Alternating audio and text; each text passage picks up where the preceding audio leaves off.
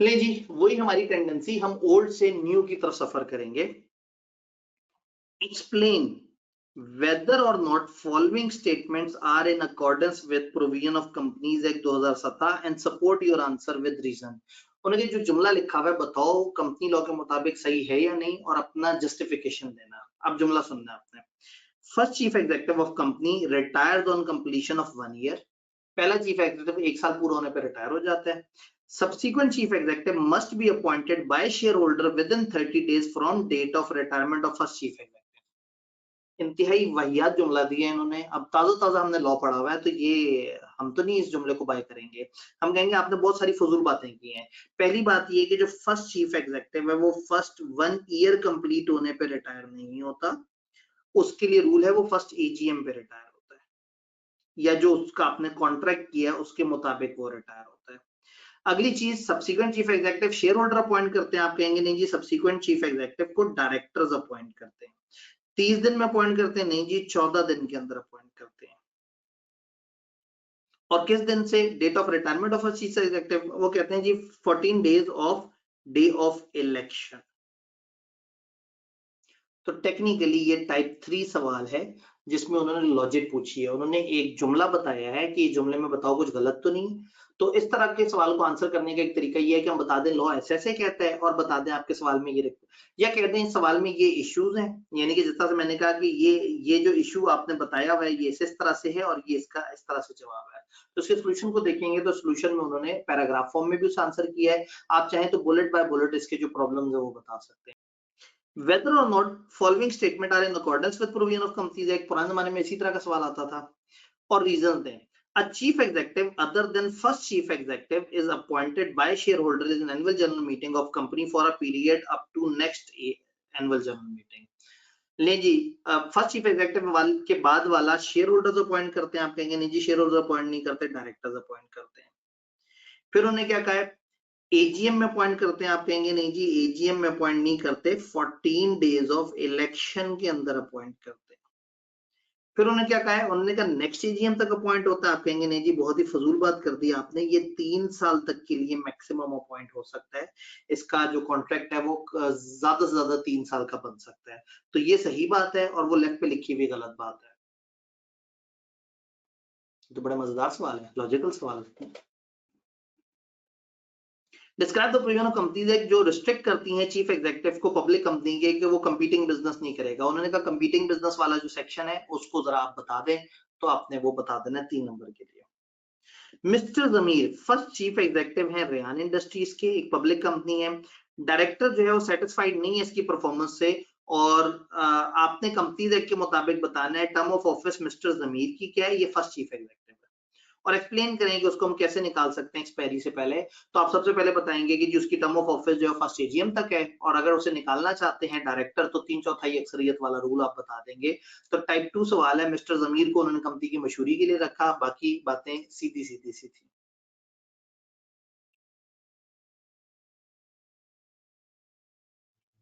Under provision of companies act briefly describe the following. Chief executive बताएं क्या होता है। 3 नंबर के लिए उन्होंने कहा चीफ एग्जीक्यूटिव की डेफिनेशन दें। एक टाइप 1 सवाल। तब्दीली प्राइवेट लिमिटेड ने रिसेंटली कन्वर्ट किया है पब्लिक लिस्टेड कंपनी के तौर पे और डायरेक्टर अब चाहते हैं कि एक नया चीफ एग्जीक्यूटिव कंपनी का अपॉइंट करें। कंपनीज एक्ट के मुताबिक बताएं क्या है रिक्वायरमेंट चीफ एग्जीक्यूटिव को अपॉइंट करने की और बताएं क्या रिस्ट्रिक्शन है चीफ एग्जीक्यूटिव की अपॉइंटमेंट के ऊपर। तो चीफ एग्जीक्यूटिव की अपॉइंटमेंट पे क्या कंडीशन है? तो आप कहेंगे कि चीफ एग्जीक्यूटिव को आपने इलेक्शन के इतने इतने दिन में अपॉइंट करना है और वो शख्स जो इनएलिजिबल हो डायरेक्टर बनने के लिए, वो शख्स इनएलिजिबल है चीफ एग्जीक्यूटिव, वो चीफ एग्जीक्यूटिव के तौर पर अपॉइंट नहीं हो सकता। अगर सवाल ज्यादा नंबर का होता तो हम डायरेक्टर्स की सारी इनएलिजिबिलिटीज लिख देते। तो टाइप 2 सवाल है जिसने चीफ एग्जीक्यूटिव की अपॉइंटमेंट के बारे में पूछा है। बड़ा सा सवाल नजर आ गया। जब बड़ा सवाल होता है तो पहले रिक्वायरमेंट देख लें। कंपनी एक्ट की प्रोविजन के तहत एक्सप्लेन करें क्या एफएल अपॉइंट कर सकता है गुल मेहर को एज सीईओ ऑफ कंपनी। लो जी, ओपिनियन पूछ लिया। टाइप 3 तरह का सवाल आ गया जिसमें आपने अपनी राय देनी है। क्या ये चीफ एग्जीक्यूटिव अपॉइंट हो सकता है या नहीं हो सकता? ले जी, फ्राया लिमिटेड एक अनलिस्टेड पब्लिक कंपनी है, engage in business of manufacturing and sale of plastic bottles in Lahore. एक कंपनी है जो खास बिजनेस में प्लास्टिक बॉटल्स वगैरह और उसके मैन्युफैक्चरिंग और सेलिंग में है। FL is planning to appoint Gul Meher as Chief Executive Officer of company। गुल मेहर को चीफ एग्जीक्यूटिव लेके आना चाह रहे हैं।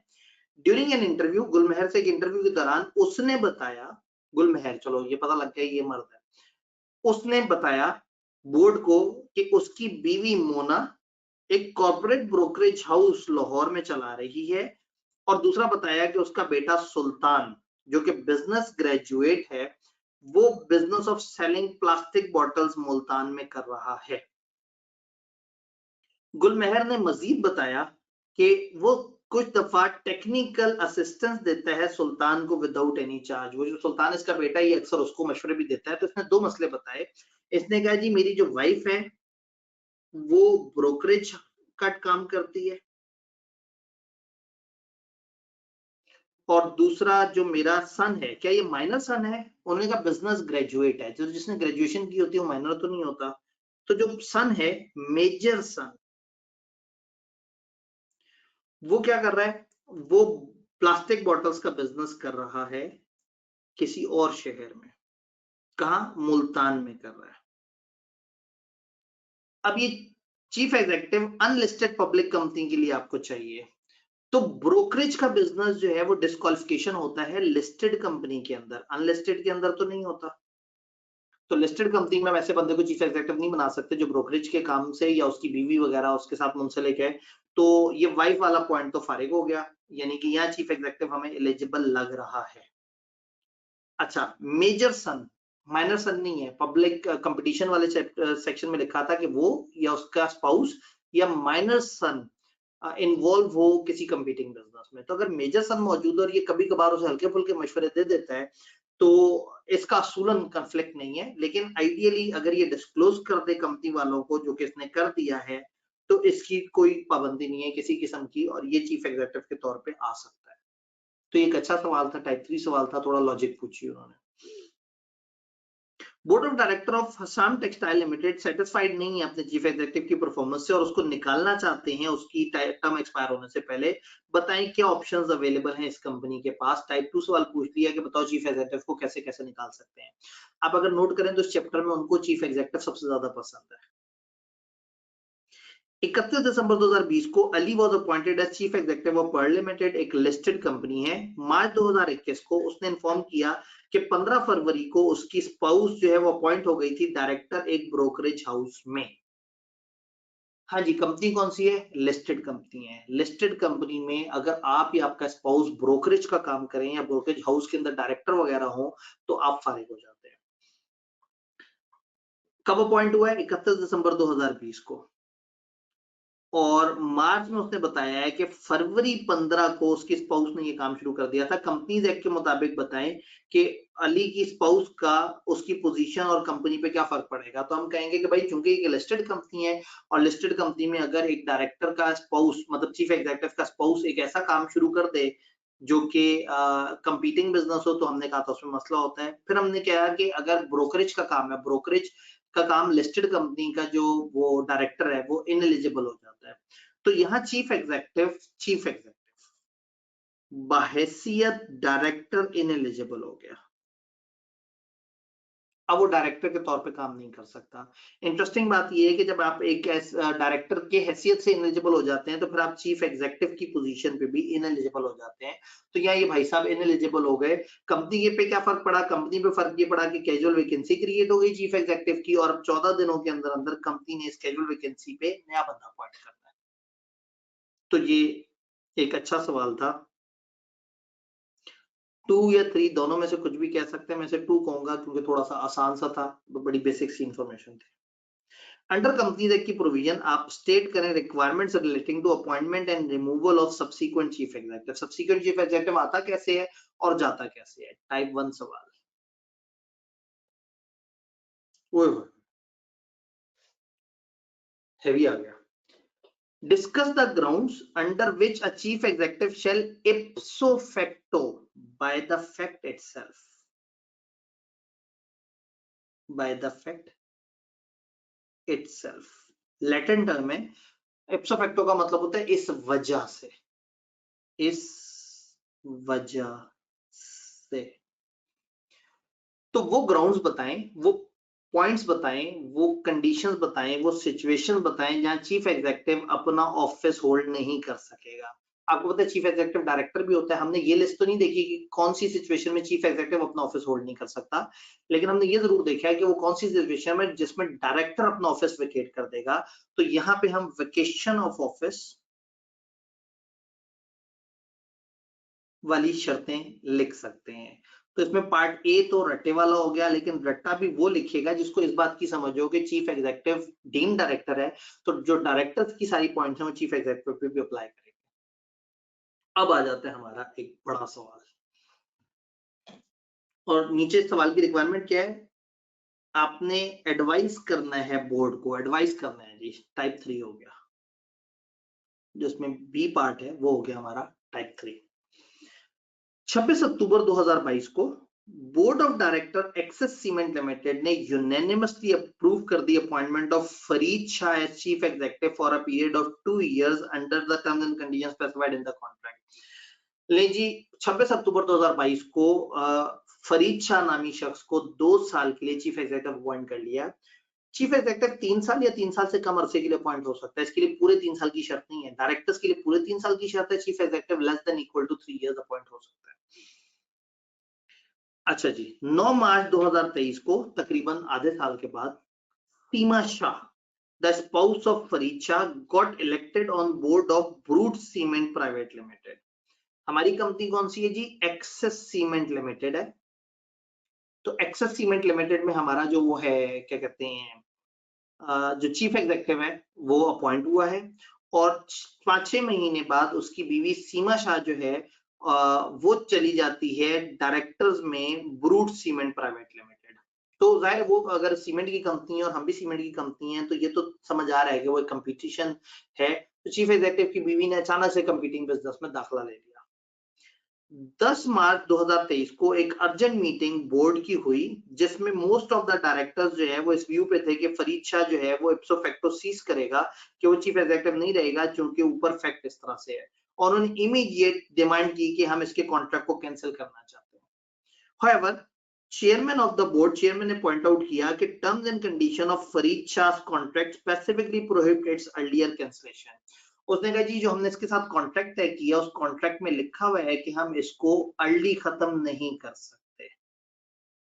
अच्छा, तो सिनेरियो बड़ा सा नजर आया, लेकिन बात बड़ी मजेदार सी थी कि चीफ एग्जीक्यूटिव अपॉइंट हुए और 6 महीने में, और ये कौन सी कंपनी है जी? इसके साथ प्राइवेट नहीं लिखा, इसका मतलब पब्लिक कंपनी है। तो पब्लिक कंपनी में हम कहते हैं चीफ एग्जीक्यूटिव या उसका स्पाउस कंपीटिंग बिजनेस में नहीं होना चाहिए, और अगर वो आ जाएगा तो फिर वो गलत हो जाएगा।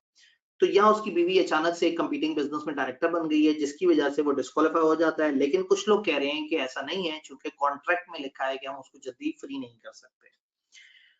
आपने एडवाइस करनी है बोर्ड को with regard to following the viewpoint expressed by directors about cessation of office of chief executive and cancellation of Fareed Shah contract।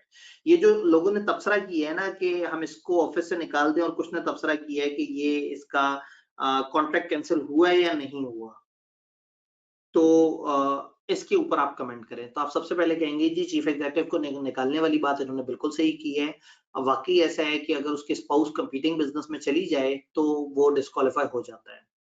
फिर जो कैंसिल करने की बात कर रहे हैं, अगर कॉन्ट्रैक्ट में इस तरह से तय हुआ है, तो आप इन्हें याद कराएं कि जी कंपनीज एक्ट ने ये कहा है कि कोई कॉन्ट्रैक्ट, कोई रेजोल्यूशन, कोई आर्टिकल, कोई मेमोरेंडम में लिखी हुई कोई ऐसी बात नहीं हो सकती जो कंपनीज एक्ट के अगेंस्ट हो।